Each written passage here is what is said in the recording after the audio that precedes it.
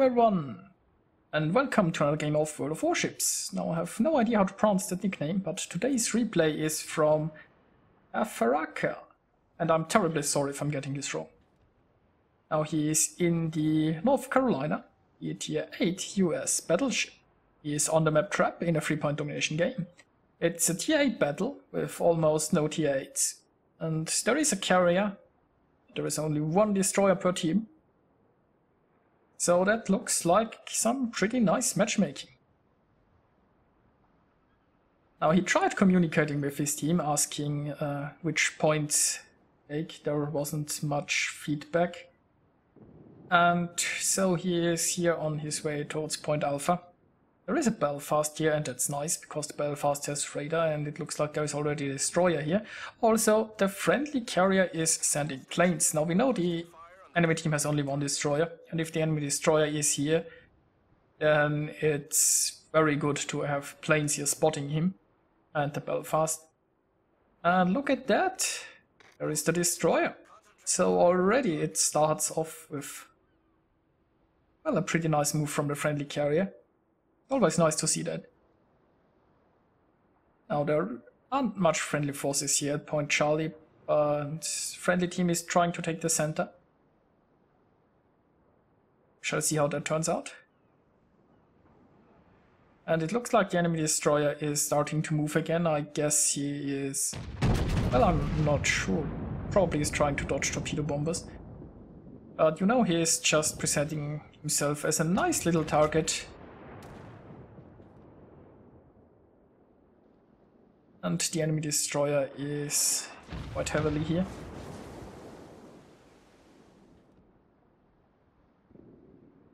And I think the enemy destroyer is leaving his own smoke. So, well, that's a fantastic start. Now the enemy team has no destroyer, we are in a domination game, and the friendly destroyer is still at full health, while the enemies manage to take Point Alpha. Maybe the friendly team can get it back.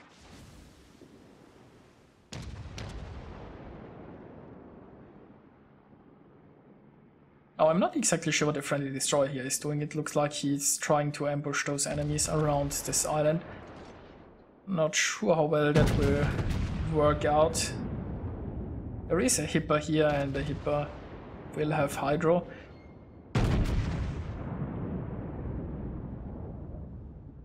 And yeah, this destroyer is, I think, too close towards the enemies.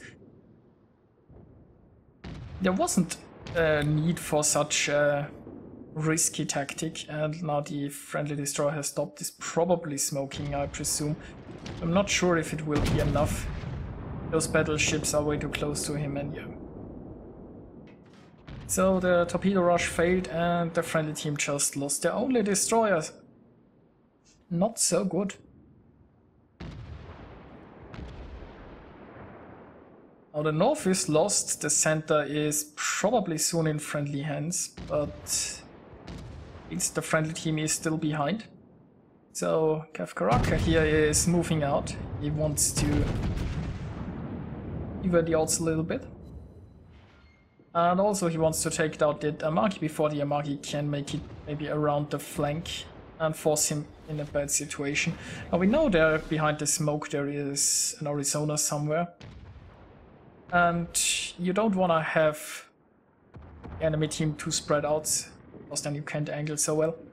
So the Amagi is certainly the biggest threat right now. And while the Amagi is moving in a flanking position, he is also currently showing broadside, and showing broadside to North Carolina is a pretty bad idea, as we can see it demonstrate. Now the Arizona is a good ship, but the Arizona is tier 6 and the Arizona is pretty outclassed here. The Hipper might be a bit of a problem. But well, not if he's showing broadside. So yeah, broadside Hipper, pretty nice target. And looks like a pretty nice dispersion. Now, it was a big hit, unfortunately no Citadel, so the Hipper remains floating. Friendly airstrike is also incoming. And I think that Arizona will get hit by a few torpedoes.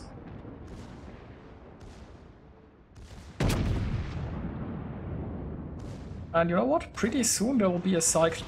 Now it's not looking so good for the friendly team, but I think they will take control of Point Alpha pretty soon. Not sure if they can hold the center, probably not. But the Cyclone will make it easier. In a Cyclone, having more ships is less of an advantage, because unless those ships stay very close together, they can support each other. So especially if you have a few ships sitting in the back in a Cyclone, then they are rather useless. And if you can force a lot of those like one-on-one engagements and win them, then in a Cyclone you can have pretty good chances for a comeback.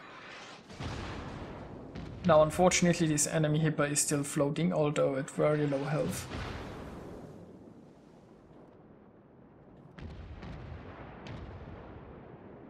And with the Cyclone coming, this Hipper might actually escape. It will take still a little bit of time, but the Hipper is still firing. I would have expected the Hipper to silence the guns and try to drop into concealment. And unfortunately he is actually dodging those shells. So the rear guns can't fire the Hipper anyway, so he's using them to fire at a nice Fuso who is nice enough to show broadside.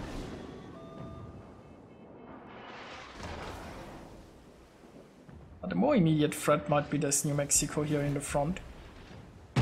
New Mexico also kind enough to show broadside, so it's actually surprisingly little damage.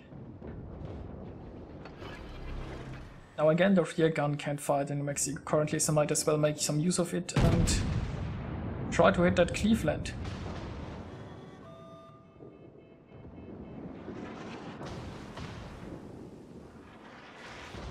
Ships are disappearing. I guess the Cyclone is finally arriving.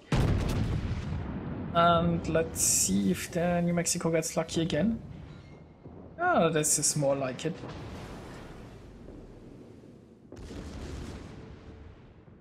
Secondaries are opening up. The secondaries of the US battleships aren't that amazing, but it's still start a few fires.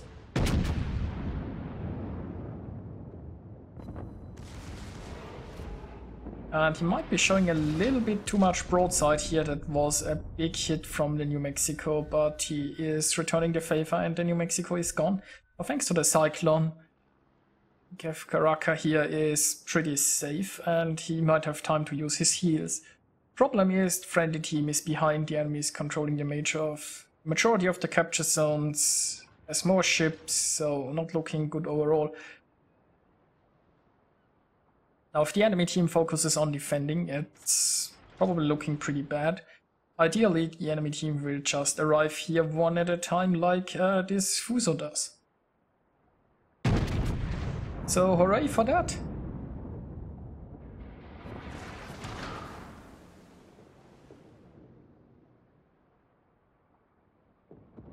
Now let's hope that this Fuso just turns full broadside and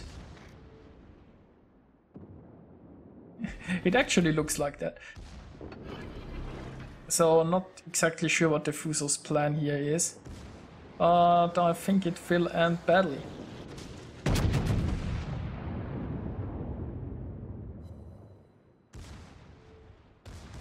And I'm pretty shocked, right? I would have expected that Fuso to explode. But yeah, sometimes one gets unlucky. Now the rear turret again can only shoot at the Fuso, so might as well use it. Unfortunately this Hipper escapes once more. And the Fuso might actually make it a... Yeah, I think that Fuso escapes, because, you know, Cyclone 8 kilometers, so he's gone. Maybe the planes can catch him, but I really didn't see that one coming. I thought that Fuso was done for when he shot full broadside. And even worse, it looks like there is a huge cluster of enemies, so the enemies aren't arriving one by one necessarily if they come in here all together. This is getting nasty. Friendly New Mexico here is in pretty bad shape. But I think some of the enemy ships like the Zipper are in pretty bad shape as well. And in a Cyclone you can't just sit back and play more passive when you're at low health, because then you just can't use your guns.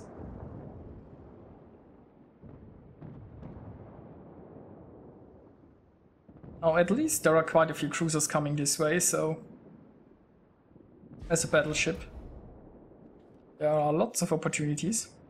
And his Zipper was way too low health. But he might have gotten some torpedoes off. Now let's see, will there be a Cleveland coming around this corner? Showing full broadside? Oh, there is a Leander. Now the Leander is a bit angled, but it's a British cruise. Like, it's not like angling does much for him. And yeah. And look at that, there are still guns left that haven't fired. It's a double strike and a Kraken. And you know what? Suddenly this game turned around. The friendly team now has more points and more ships. Well, they still lack the capture zones. And the Cyclone's still going, but it doesn't look like the enemies are trying to retreat or anything or play for time.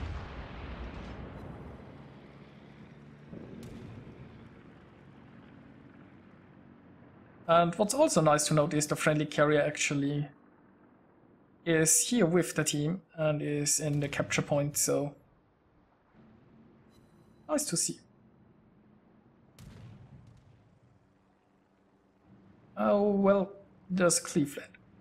And that Cleveland is in a pretty bad spot because, well, I mean, he has to rely on fires if he wants to take down a North Carolina, and that's a long time. He can't stay away because 8-kilometer spotting range in a Cyclone, and, well, he doesn't have torpedoes. He can't angle against those guns. I guess the only chance the Cleveland has is for ramming speed, and considering the first hit he took, it doesn't look like he will make it very far. But I guess kudos for trying. So the Cleveland is done for, unfortunately. Caferaca here is not very well angled, and there is a Fuso coming, and this is going to hurt. But he is still floating, and you know, there's payback coming in like 8 seconds.